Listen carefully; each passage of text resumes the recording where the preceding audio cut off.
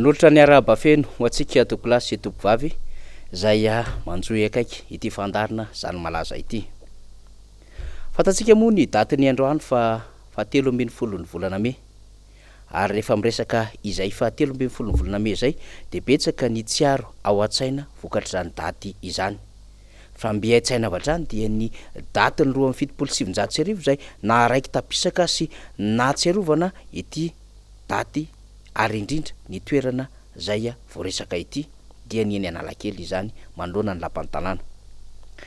10 taona tokoa mantsy izay no nisina fietsehana lehibe tam'izany kianja ny 13 May izany. Kianja trotro izy ity tamin'ny fotoanandro ary kianja izay nanoloana ny lapan'ny tanàna. Fa saingy nahazo anarana vokatry ny hetsika zay nisy fiandohany. Raha fitakiana nataon'ny mpianatra malagasy teny Ambotsaina no niaingan'ny tolona 27 araka tamin'ireo mpianatra ho mpitsabo teny be filatanana mba hampitovian-tso amin'ny maha olona fotsiny, tsy misy hoe voazanaka sy mpanjanaka amin'ireo samy mpianatra malagasy izany. De nihitatra ho an'ny fahaleovantena ara-pitantanana sy ara-toe-karena zany ary lasa fitakiana faobe amin'ny fialam-pitondra fanjakana mihitsy. Nivadika ho tolona politika izany, taoriana ny zavatra mitranga ary nahatonga ny hafanan'ny hetsika ho tonga tamin'ny fietsehana lehibe ka nahamay ny lapan'ny tanàna.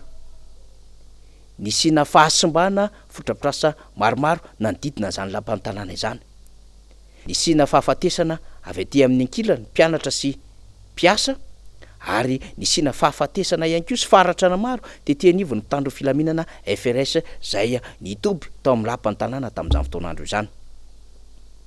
Nampirehitra ny fahatezeran'ny mpianatra manko ny fanapahan-kevitra ny raisin'ny fanjakana ka ny sambotra mpianatra manodidina ny 700 tanoany ka nalefa tany Nosilava.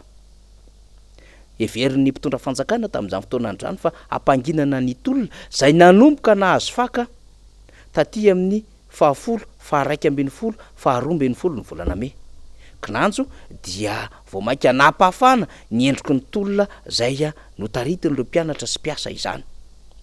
Fitakiana tsotra ho isika no nietombohany zany fa nivadika zany ho fitakiana ny amin'ny fandravana ny governemanta mihitsy tamin'izany fotoanandro izany. Ka rehefa nisy ny fandravana ny governemanta zay nanomezany filoha tsiranana ny Général Ramanantsoa ny fahefana fena ary nahatonga azy nitondra an'izay kabary fitoniana sy firaisankina-pirenena izay tao amin'ny ena manjerim-panjakana teny Anosy dia nahafaly mbitolona izany. Saingy tsy ampy amin'izy ireo ary tsy vita teo akory ny tolona raha tamin'io 27 fa nametrahan'izy ireo ny endriky ny tolona vaovao indray dia nitakina ny fametrahany filoha Philibert Tsiranana. Ary andro vitsivitsy taorianan'izay dia nametra-pialana ny filoha Philibert Tsiranana. Nanova endriky ny fomba fanaovana politika izany satria atreo dia nangingina ny repoblika voalohany satria nepita tamin'ny tetezamita i Madagasikara ary tetezamita iampitana nakaty amin'ny taona 577 zany ary nanomana ny repoblika faharoa. Zany tolona izany de ametrantsika ny endrim-panontaniana samihafa satria isika moa rehefa miresaka ny zava-misy tahaka izao de miezaka ny mahatsiaro amin'ireo hetsika politika teo amin'ity kianja ity. Hetsika politika 1.7 hetsika politika 2.2 hetsika politika 7.2 ary ny hetsika politika 8.2. Samy manana ny endriny avokoa ireo hetsika politika ireo ary samy manana ny havana ary samy manana ny mpitarika azy. Fa nitovizana dia nahafahana namadika repoblika hatrany izany afatsy ny tamin'ny taona 8.2.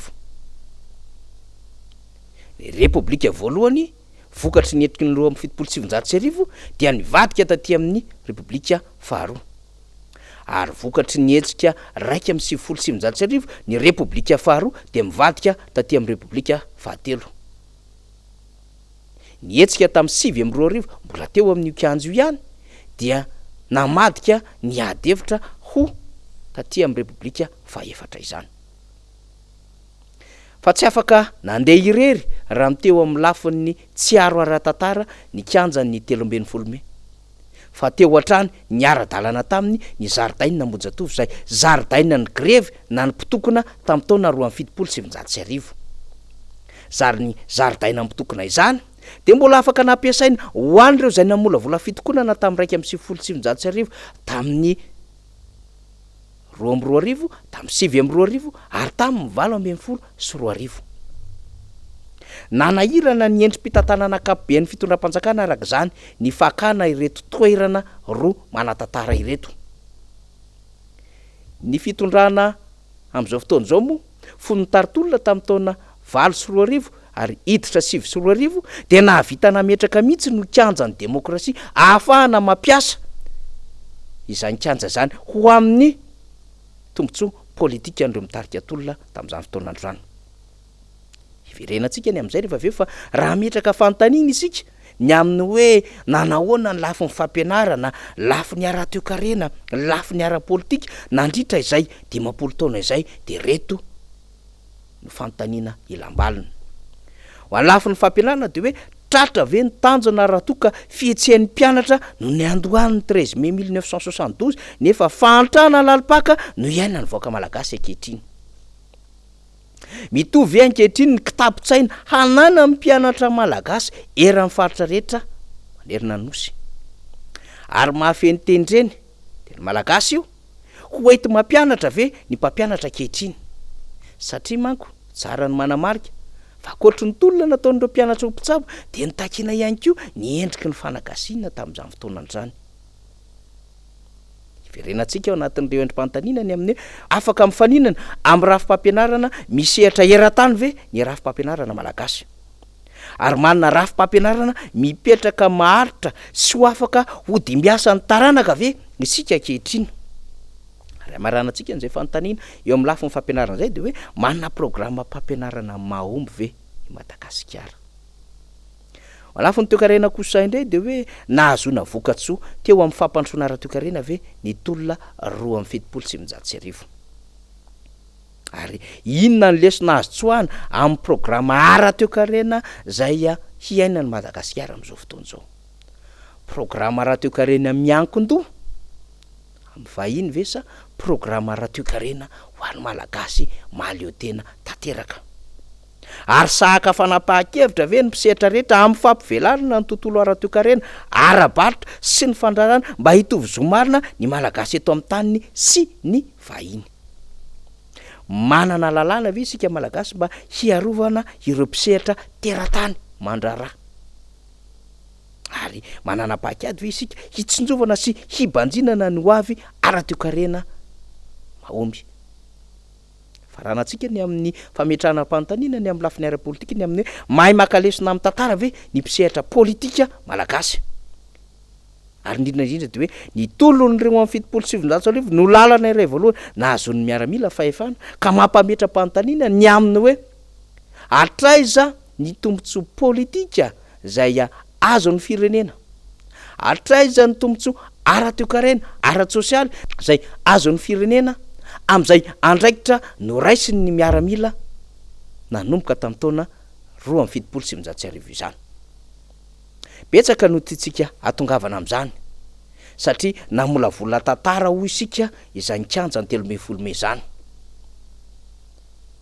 Mety hanana fironan-kevitra sy fizaran-kevitra maro ny vahoaka malagasy raha io kianja io ndresana satria ny atao hoe kianja manatantara dia nametraka tolona teto anivon'ny firenena ary nametraka endriky ny fanovana tamin'ireo repoblika ny fandimby.